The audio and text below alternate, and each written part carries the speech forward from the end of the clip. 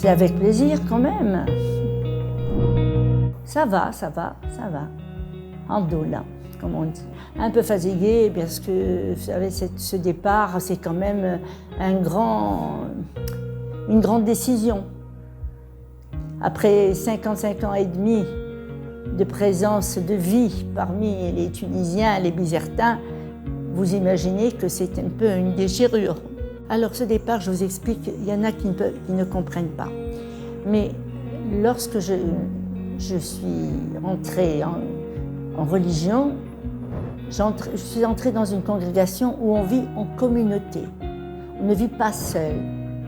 Or, depuis le décès de sœur Thérèse, ça va faire 4 ans, je vis seule. Je vis seule, c'est-à-dire, je vis avec les gens de Bizerte, mais vous comprenez qu'une communauté, on a les mêmes buts, les mêmes préoccupations, exactement la même spiritualité. Or, je suis seule pour réfléchir, pour prendre des décisions, et ça, c'est ensemble qu'on va vers Dieu, c'est pas seul.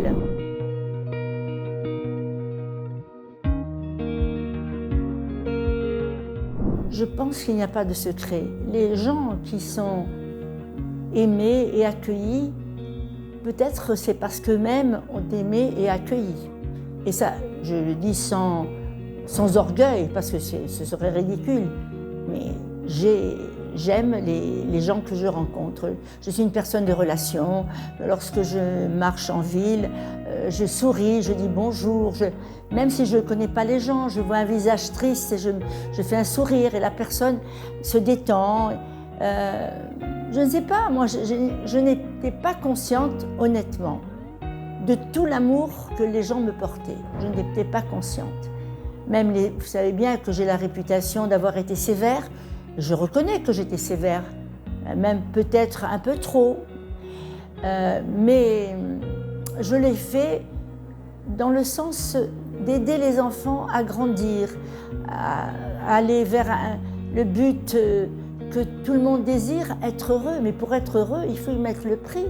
Il faut savoir rendre les autres heureux, il faut être responsable.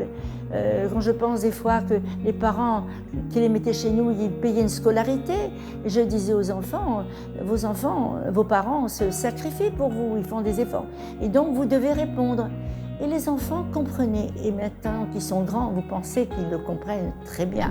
أول حادثة تفكرتها تو أنت كي جيت من قبيلي حادثة هامة جدا، وهي تو كيفاش نحكي لك باش تتفاجأ. تكوين أول مدرسة حرة ثانوية في بنزرت، كونتها جمعية المحافظة على القرآن الكريم في لزاني في الثمانينات، عام 80 81. كونوها وقتها كان يرأس الجمعية الشيخ صالح بن عثمان الله يرحمه والمشايخ، وكان مديرها سيدي حسن القربيلان. وقت اللي في كونوا الجمعية أعطتهم الدولة نقولوا احنا الخروبة وين تو في حي الجلال، وما عندهمش إمكانيات، ما عندهمش معناتها ماتريال. جاوا خموا قالوا نمشيو نشوفوا نلقاو في عندها ماتريال قديم عند السيرفيرا. تو هذه يحكي لي فيها سي العربي البحري، يعني شاهد على العصر. انا مشيت معاهم وقتها، زدت علول ما حليت الصيدليه، مشى سي حسن القربيلان المرحوم كان بصيته مدير المدرسه، وسي العربي البحري بصيته الالهي معاه يعني، ومشاو للسيرفيرا. قلت لهم عندي نعطيكم. هما مشاو على اساس فكري ولا عندهاش حاجه قديمه ولا كذا، دخلتهم يدبوا طلعوا شافوا معناتها ماتريال جديد الكل. قالت لهم هذا الكل تهزون المدرسه. مدرسة قرآنية لا هي مش قرآنية، هي تابعة محافظة قرآنية، أما مدرسة حرة، أول مدرسة حرة في بنزرت تكونت قبل المدارس توفيهم الكل. وقتها الغاية بتاعها كان انتشال اللي يخرجوا من التعليم العام، السنة الأولى والثانية والثالثة حتى بعد وصلوا حتى للباك. هذا الحادثة أنه معناتها قالت لهم هزوا الماتريال الكل. ما عنديش أنا جيبوا شريط. يحكي لي سي العربي البحري قال لي معناتها جبنا 2 شريطات عملوا 3 وراجل. قال لي يعني بناك وتواول وكلهم جدد، ما خليت حتى من جديد. وزيد أكثر من هكاك ترانسبور بحكم هي تخلص. هذه يمكن قليل اللي في البلاد تاعها.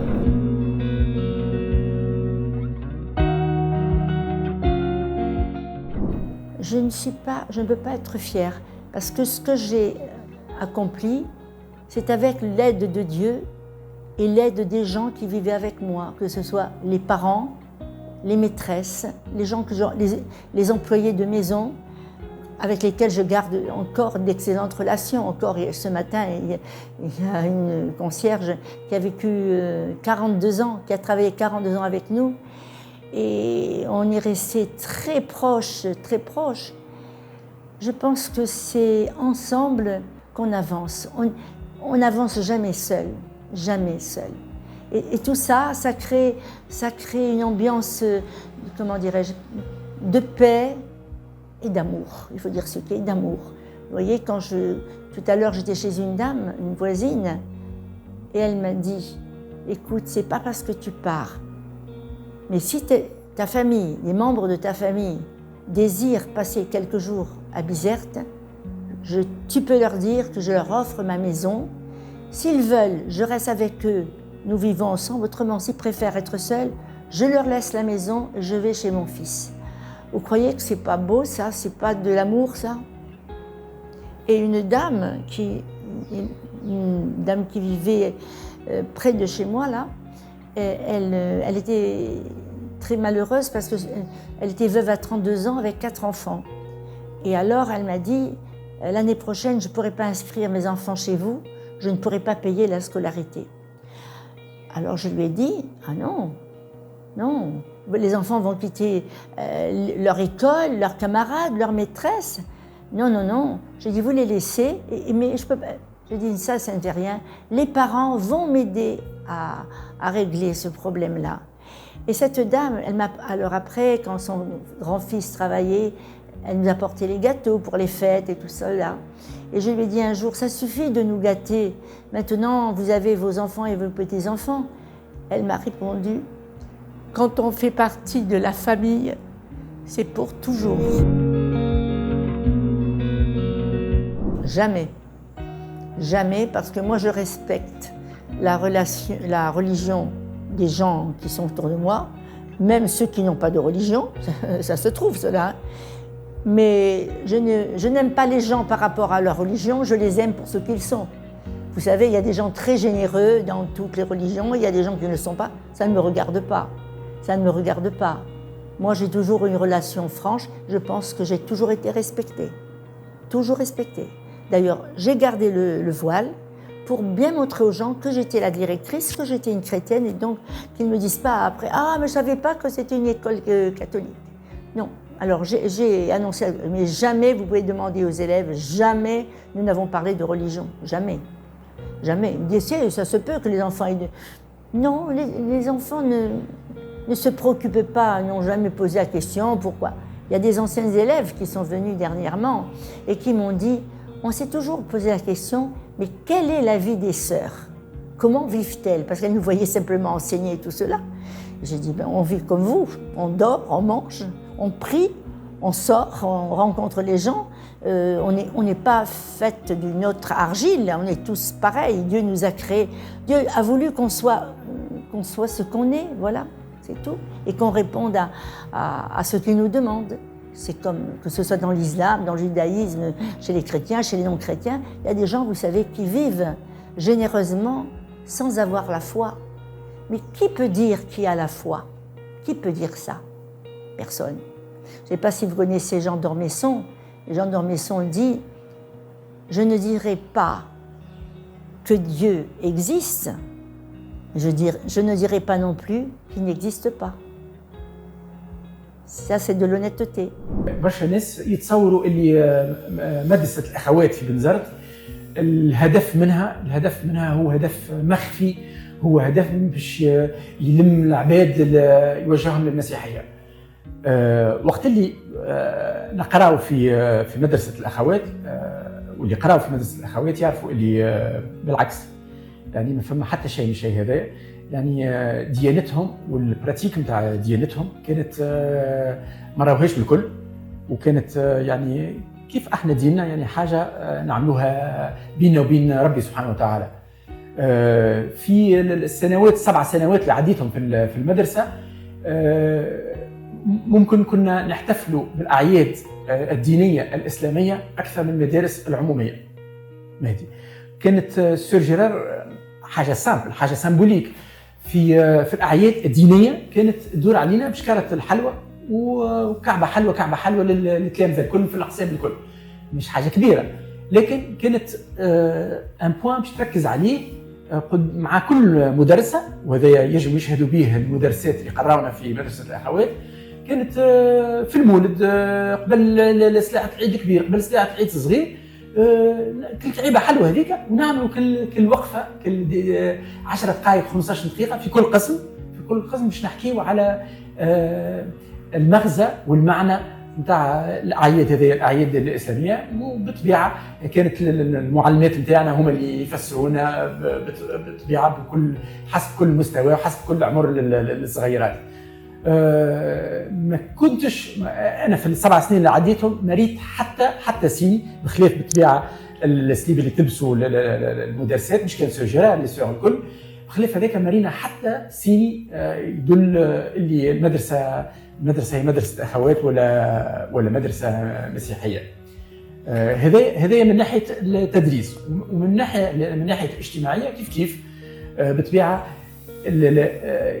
يعني سور جيرار وحتى لي سور الكل، خاطر عرفنا برشا بوكو دو سور اللي عشنا معاهم، الله يرحمهم برشا توفاوا منهم، حتى واحده منهم كانت تحكي على الدين نتاعها الا ما انت تجبدلها، الا ما انت تسالها.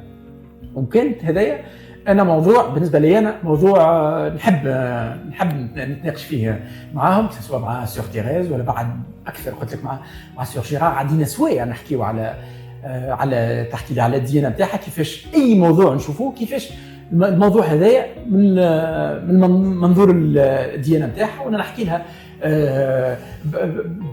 بالقران وبالاحاديث النبويه شنو نظره الاسلام للموضوع هذايا. 99% باش ما نقولش اكثر كانت نتلاقاو اكثر من اللي نختلفوا في كل المواضيع هذه.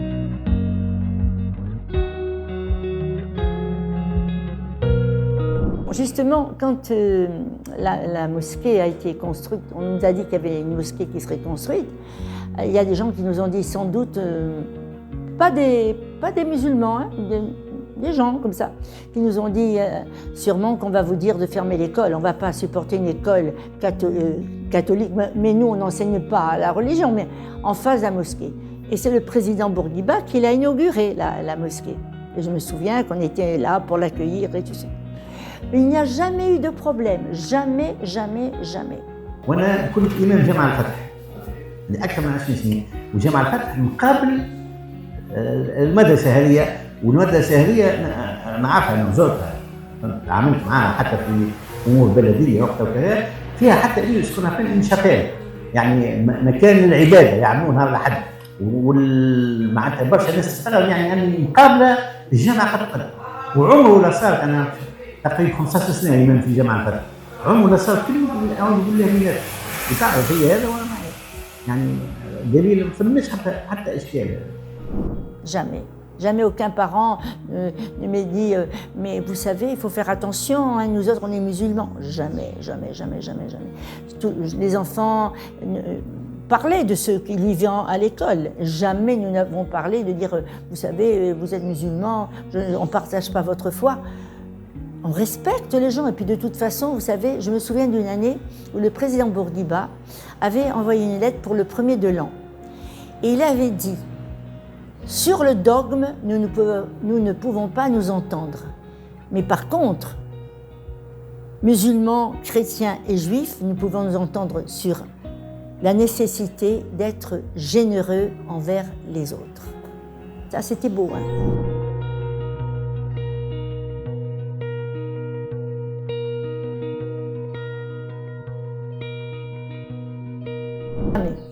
Jamais, jamais, jamais. Jamais personne ne m'a... Non, parce que chez moi, par exemple, ils se sont fait du souci. Il y a la révolution, tout le monde nous télé... Je dis, mais non, j'ai dit, les Bézertins ne pensent jamais à nous inquiéter. Non, non, ils ont continué à nous inviter. Vous savez à combien de mariages je suis allée. Et alors ne parlons pas à combien de condoléances. Parce que les gens nous attendaient toujours quand ils avaient un deuil. Je me souviens, il y a peut-être quelques années de ça fait 5 ans, je pense, 5 ou 6 ans, et il y a un ancien élève qui a eu un accident du côté de Tozeur. Il devait faire une fête et il y avait un vent de sable. Il était avec quelqu'un qui conduisait, il lui a dit « Garde-toi un peu comme il faut, je vais voir s'il n'y a pas de voiture qui vienne ». Au moment où il est sorti de la voiture, il y avait un autre qui venait en face et qui ne l'a pas vu. Il avait 32 ans. Et alors, je rencontre une ancienne maîtresse qui me dit « Ma sœur, vous savez… » Alors moi, vous savez, c'était au moment de Pâques, aux environs de Pâques. Je dis « Je suis très prise, je ne peux pas y aller tout de suite. » J'étais en voiture. Et puis je me suis dit « Comment tu ne peux pas aller tout de suite? Ils sont dans la peine et tu dis ça ?» Je suis allée immédiatement. C'est la fille qui m'a reçue, m'a dit « Mais sœur Gérard, depuis qu'on vous attendait… » Et je suis retournée le dimanche avec les sœurs, parce que là, je suis retournée. Et vraiment, on a été proches d'eux. Mais peut-être parfois, je n'ai pas pu aller à des mariages, mais j'ai toujours été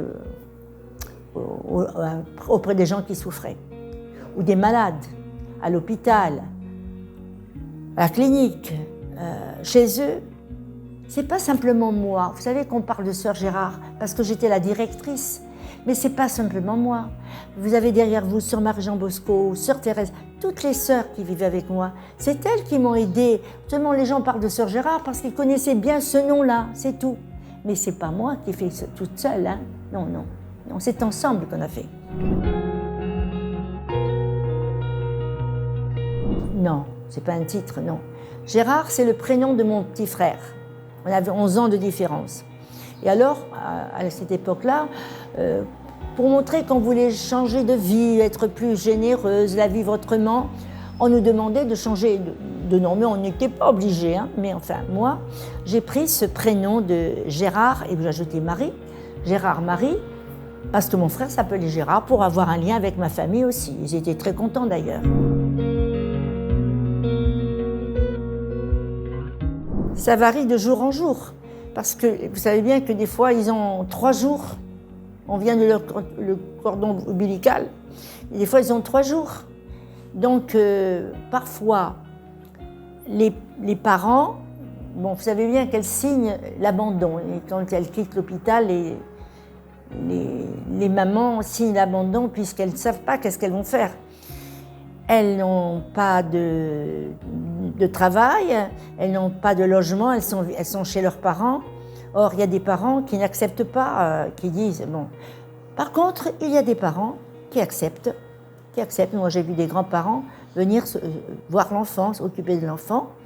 Et puis, petit à petit, la maman de l'enfant, elle dit, des fois, c'est aussi avec le père de l'enfant. On parle souvent de la maman, de la maman. Quand même une femme, on ne parle jamais de l'homme. Il faut un homme et une femme pour avoir un enfant. Bon, alors, parfois, elles viennent rechercher leur enfant. Et cette année, il y a eu beaucoup de mamans qui sont revenues chercher leur enfant. Il y a des adoptions. Il y a ce qu'on appelle, je prononce mal peut-être, mais kéfal. Vous savez, c'est comme une adoption, mais sans mettre le nom. C'est rare que les enfants aillent à SOS. Quand ils sont trop grands, on est obligé. Vous savez, parce que les enfants, quand ils grandissent, ils s'ennuient, parce qu'ils sont avec des bébés, et eux, ils ont 2 ans. Alors, donc, on les envoie à une crèche qui n'est pas loin. La directrice de la crèche est très gentille. Elle m'a dit, je ne veux pas d'argent, je ne veux pas de goûter, je ne veux pas les couches, je m'occupe de tout. Ça, il faut dire ce qui est. Hein. Donc, des fois, on en a eu jusqu'à 18. Normalement, je crois que c'est 16. On est habilité pour avoir 16 enfants. Et parfois, on en a 18. C'est pas nous qui allons les chercher. On nous les envoie, les enfants. C'est pas nous qui allons les chercher. Et alors, des fois, on dit, non, on ne peut pas les prendre. Eh bien, ils disent, on n'a plus de place. L'autre fois, les INPE nous ont dit, on n'a plus de place. Eh bien, il faut que vous acceptiez les enfants. Bon, on les accepte, on a assez de lits, bon, ça va bien. Il faut dire que les enfants, ils ont quand même, ils connaîtront un socle d'amour. Parce que les assistantes, ce sont vraiment des mamans pour eux. Ce ne sont pas des employés, ce sont des assistantes. Elles les aiment, elles les connaissent bien. Voilà, je trouve que... Et la directrice de l'association, c'est une personne vraiment que j'admire. Je suis je suis une amie pour elle, mais je constate qu'elle passe son temps vraiment. Vous savez, une fois, il y avait une femme de ménage qui a manqué, je la trouve le matin en train de laver le... Je lui dis, qu'est-ce que vous faites? Elle me dit, la femme de ménage n'est pas là, on ne peut pas laisser comme ça.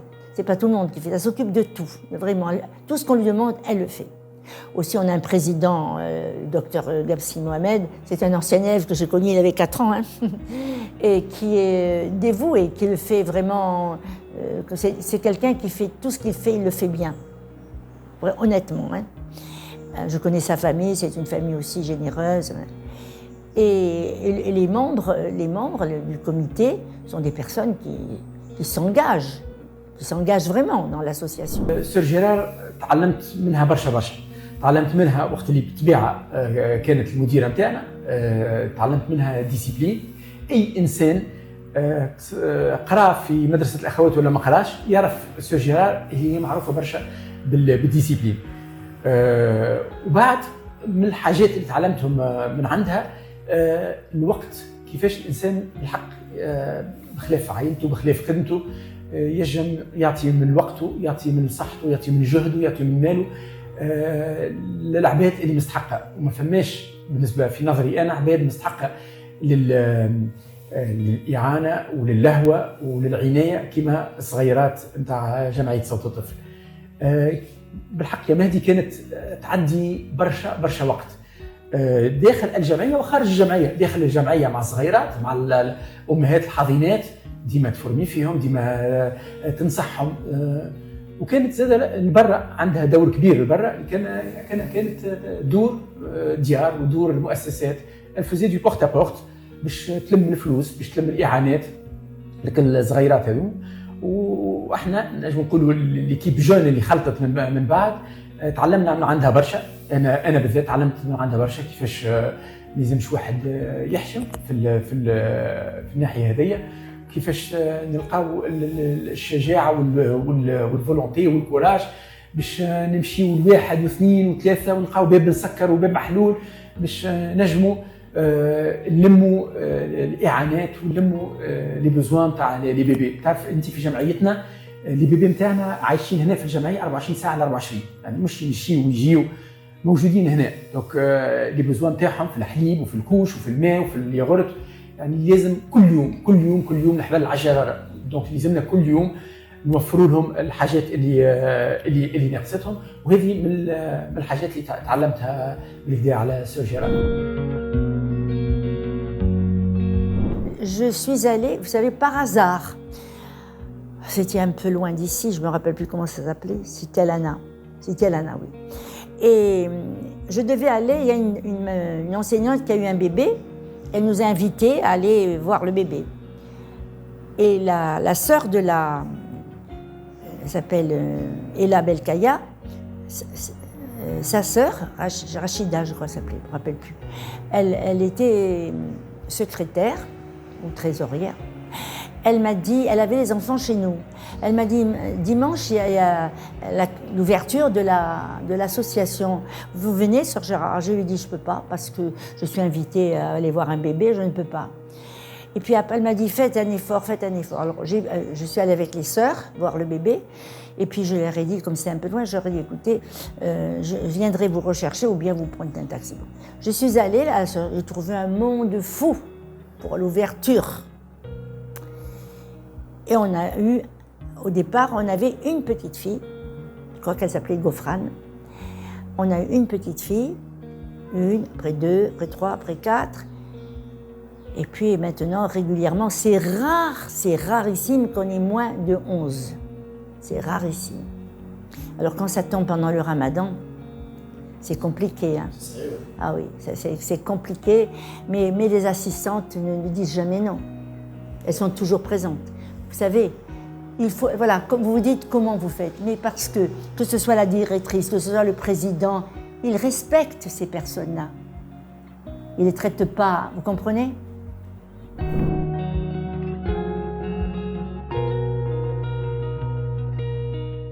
Je n'ai pas par main morte.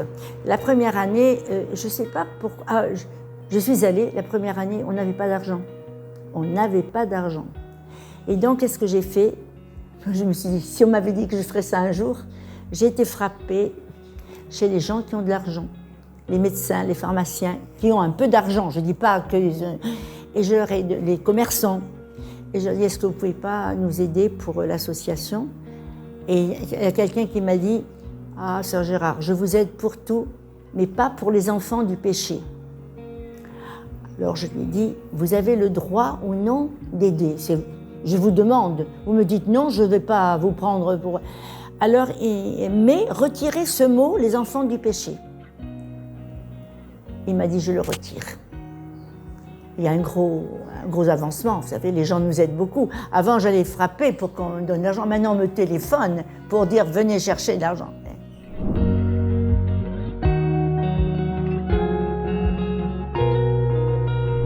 Vous savez, écoutez, mais moi, je vois des témoignages, par exemple. Il y a des enfants qui n'ont pas su, quand ils ont appris qu'ils étaient... D'abord, on leur dit toujours, il faut dire aux enfants, tout doucement. Moi, j'ai une amie, une ancienne élève, en France, j'étais, hein, donc ça fait 64 ans que nous nous connaissons. Et chaque année, quand je vais en France, nous nous retrouvons. Et elle a adopté une petite fille. Et je lui ai dit, mais dès qu'elle a adopté, que la fille pouvait comprendre, elle lui a dit, tu sais, je suis ta maman, mais tu n'es pas sortie de moi. Elle lui a expliqué. La petite, au début, elle dit, ça ne l'intéressait pas parce qu'elle ne comprenait pas. Mais elle a toujours soutenu ça. Quand elle a compris, son papa et sa maman adoptifs lui ont dit, si tu désires un jour savoir qui est ta maman, nous t'aiderons à la retrouver. Nous t'aiderons à la retrouver. Jusqu'à 18 ans, elle n'a jamais demandé, elle aimait ses parents. Et un jour, elle a fait une crise. Elle sait très bien, hein, elle a fait une crise. Et je lui ai dit à mon amie, comment ça s'est traduit? Elle m'a dit, par exemple, je téléphonais pour lui demander comment tu vas, le travail, elle était loin de chez elle. Elle travaillait à Paris et elle est un peu du côté où je vais aller. Alors, la fille lui répondait, mais tu m'énerves, qu'est-ce que tu téléphones? Moi, maintenant, je ne suis pas un bébé, pourquoi tu me demandes?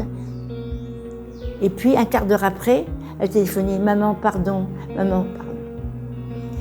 Et un jour, elle a dit, voilà, je veux bien savoir qui était ma mère biologique. Ils sont montés à Paris, ils ont cherché, ils ont trouvé une adresse, et ils l'ont accompagnée là où elle pouvait trouver quelqu'un. Et ils sont partis, ils ont dit, écoute, quand tu auras fini de parler avec les personnes que tu vas rencontrer, si tu as besoin qu'on vienne te chercher, tu nous téléphones, on vient te chercher. Et eux, ils sont allés faire...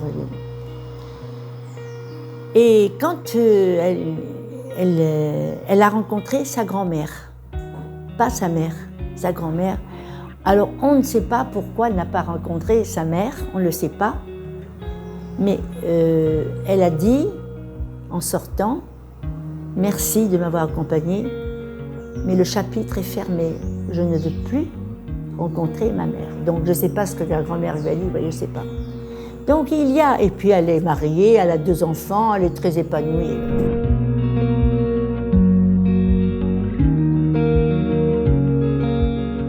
C'est le pays où je suis, la ville où je suis née. Hein. Premièrement, c'est la ville où je suis née. Et j'ai quitté pendant la guerre, la Deuxième Guerre mondiale, j'étais à la Mesel-Bourguiba.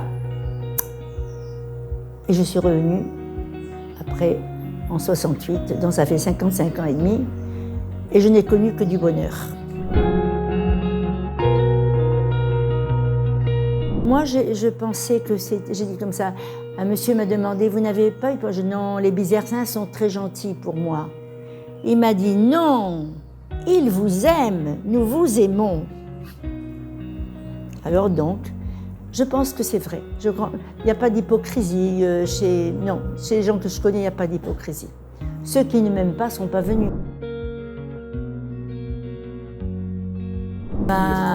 Moi, je dis, c'est l'accueil inconditionnel des Bizertins. Inconditionnel.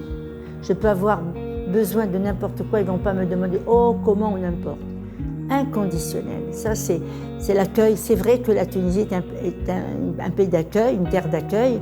C'est vrai. Et là, Bizerte, moi, je trouvais, vous savez, Honnêtement, je ne sais pas. D'ailleurs, je vous dirais que j'ai un neveu qui ne voulait pas que je rentre en France. Il m'a dit, tu ne trouveras pas la chaleur humaine que tu trouves en Tunisie. J'espère la trouver quand même.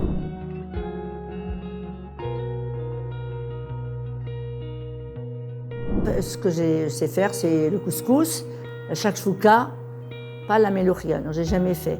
Mais je connais les plats tunisiens, en tout cas je les apprécie beaucoup. J'apprécie beaucoup les plats tunisiens, parce que j'étais habituée. Mes parents vivant là, maman avait appris la cuisine tunisienne, donc on mangeait un peu épicé, pas trop, mais un peu. En tout cas, moi, j'ai vécu avec ma religion. Il n'y a jamais quelqu'un qui m'a reproché. Bon, il y a des gens, des fois, qui m'ont dit gentiment si vous connaissiez mieux le Coran, vous pourriez être musulman, ou bien de dire vous êtes si gentil que vous méritez d'avoir le paradis, alors il faudrait que vous connaîtriez l'islam. Mais c'est 2 personnes sur toute la population de Bizerte, c'est rien du tout, vous voyez. Bon, et puis moi, j'ai pas mal pris du tout, hein, ce qu'on m'a dit. Mais on peut très bien vivre ici, il n'y a pas de problème. Hein. Si quelqu'un me demandait, vous êtes hindouiste même, ou je ne sais pas quoi, vous pouvez vivre en Tunisie. Non, non, les gens ne sont pas agressifs, non. Ils disent chacun a sa foi, c'est pas... Si Dieu avait voulu qu'on soit tous musulmans, on aurait été tous musulmans, non. Mais c'est pas la vue de Dieu, donc voilà, chacun va... Vous savez, moi je dis toujours, lorsqu'on va vers Dieu, on est comme au bas d'une montagne, et on grimpe, et chacun grimpe là où il se trouve de son côté, et on se trouve en haut ensemble.